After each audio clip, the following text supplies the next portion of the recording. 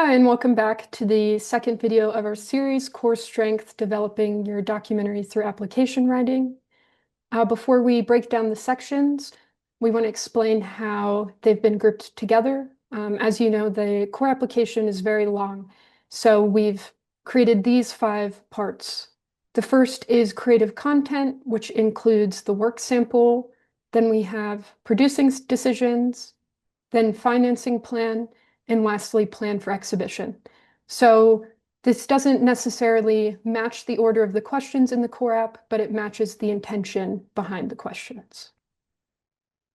Think about all of these questions as being in conversation with one another. These force you to break down the creative content of the film into 4 distinct categories. But all of these categories should have a cohesive approach, so they should feel like they amount to a bigger project. Some repetition is okay, but try to avoid using the same phrases to answer every single one of these questions. If you don't have more to say, it's okay not to use the whole word count. But the most important thing is clarity. So just make sure that you have enough to say to make all of your concepts really clear. So just talking about each of these different categories. First, there's the logline. As most of us know, that's usually 1 to 2 sentences describing the project. And what you want to think about is, how is this person going to remember that it's my film project, right? So from just those 1 or 2 sentences, you want a person to remember that it's your film. So be as specific as possible. What's the place? What's the time? What's the film form that you're using? Who are your main characters, right? All of these elements will help a person remember that this is the specific film that you're presenting. Then topic summary and story summary often get confused. So the difference is the topic summary is everything, all of the context needed to understand what's in your film, but it's not what's in your film. So, for example, if you're making a film about a young boy living through the Great Depression, in your topic summary, you might want to describe some historical relevant details about the Great Depression, but then your story summary will actually detail the story of the boy himself, right?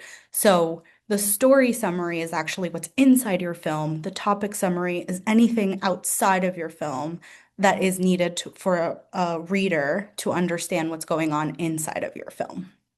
And lastly, the artistic approach.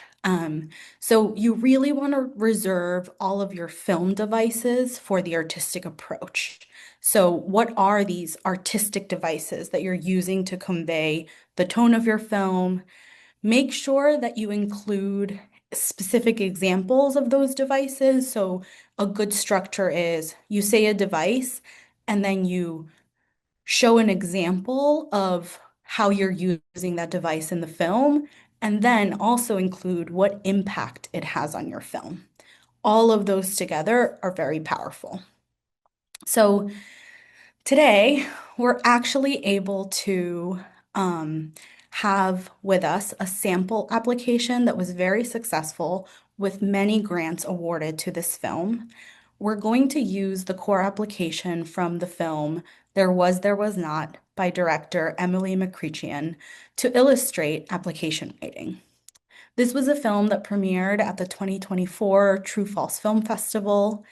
The logline reads, the first line of every Armenian fairy tale, there was not, tells the collective myth of a homeland nearly lost to war, and for women's resistance to that loss. As you can see, the logline is very specific. It's Armenian, it has the tone of a fairy tale, and myth, right? It's a collective myth. It's about war, but what I understand is it's character driven because it focuses on 4 women's stories. So we're lucky enough to have the first minute of the trailer.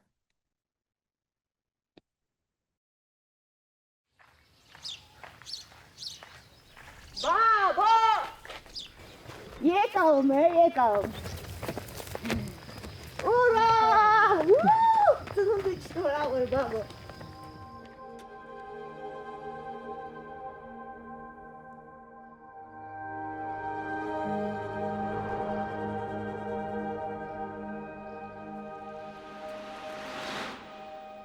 Եթե հետ ենք նայում, այո, մենք հեքիաթի մեջ ենք ապրել։ Հենց հետա որ դա հեքիաթ չի, դա իրականություն է։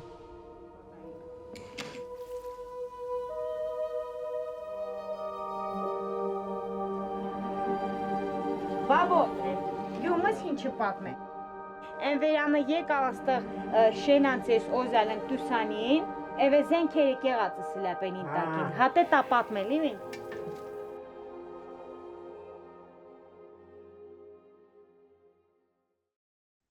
Now that you've gotten a sense of the film, let's look at some of Emily's artistic approach language.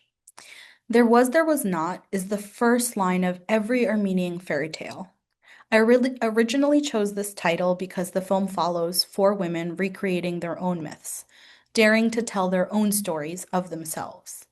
The events that disrupt the film layer that meaning, coming to also symbolize the way a country and people can come under threat of no longer existing, and how women can reshape the tale to be one of resilience and peace.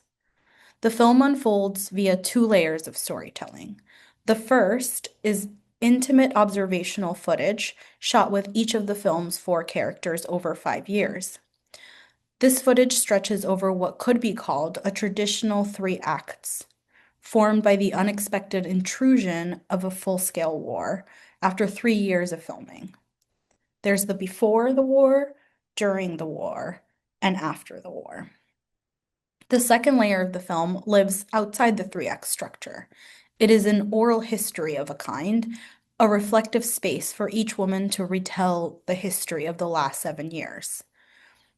It functions as both emotional recounting as well as a mythical retelling of their homeland, which they are watching disappear. In this space, the women begin their stories with, there was not, and spin it like a myth, mingling with real memories. So this artistic approach does several good things. One is it tells us the film form, right? It talks about how this is going to be shot with intimate observational footage. It also makes sure that we understand that this is character driven. It's driven by the perspectives of these 4 women who are experiencing this. And so not only do we have observational footage, but we also have what could be considered interviews, right? This moment that Emily actually allows the women to speak for themselves and have an oral history of a kind. So she also tells us why this is appropriate and right for the film that she is making, because it's all layered under the context of myth making and oral storytelling. So this becomes a really, really poignant artistic approach description because we really understand what devices she's using, but also why she's using them and the impact that they will have on the film itself. So the last question in our section of creative content is work samples. We know this comes towards the end of the application, but it's most closely related to the previous questions, which is why they've been grouped together. So starting with a director's prior work sample, it's best to select something that will show creative strengths that will give the viewers confidence in your direction and also an idea of your previous practice. For example, it's better to select a shorter past work if you feel it best reflects a similar approach to the current project.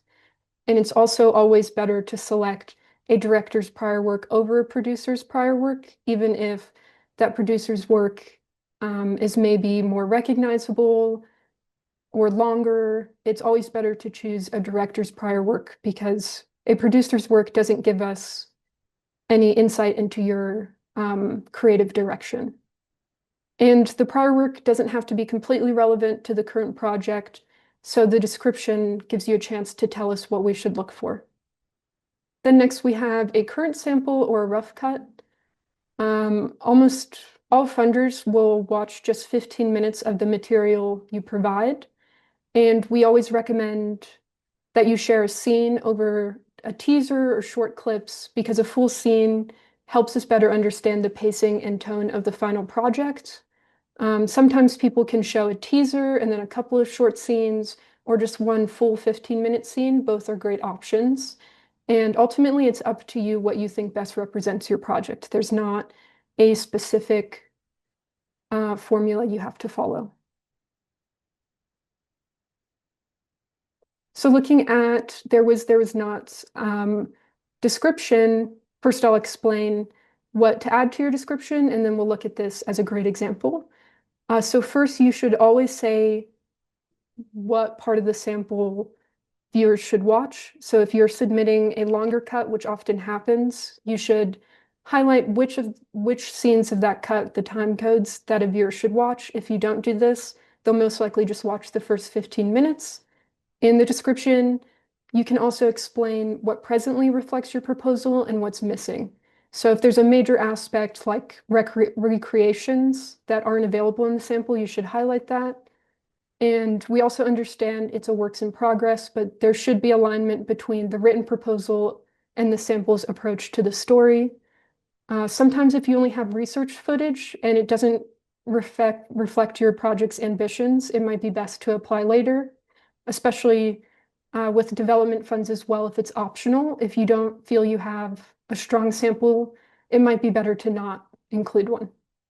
So looking at Emily's example, she writes, "The goal of these scenes is to get to know these women, feel the intimate pacing of the film, understand the goal they were pursuing before the conflict began, and what happened when it did."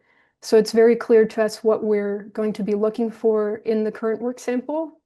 And then she also writes, "The element of myth and story will be more pronounced in the third act and is a part of what we will be capturing in our final production trip in late summer/early fall. So you will not see it represented here. The sample also uses some temporary music for mood that is from the film's composer, but we will be more refined and minimal as we get into the edit." So she's very clearly highlighted what's present in the sample and what appeared in the written proposal, but what we won't see yet. And this was the end of the second video in the Core Strength series. You can find the other videos at documentary.org/videos.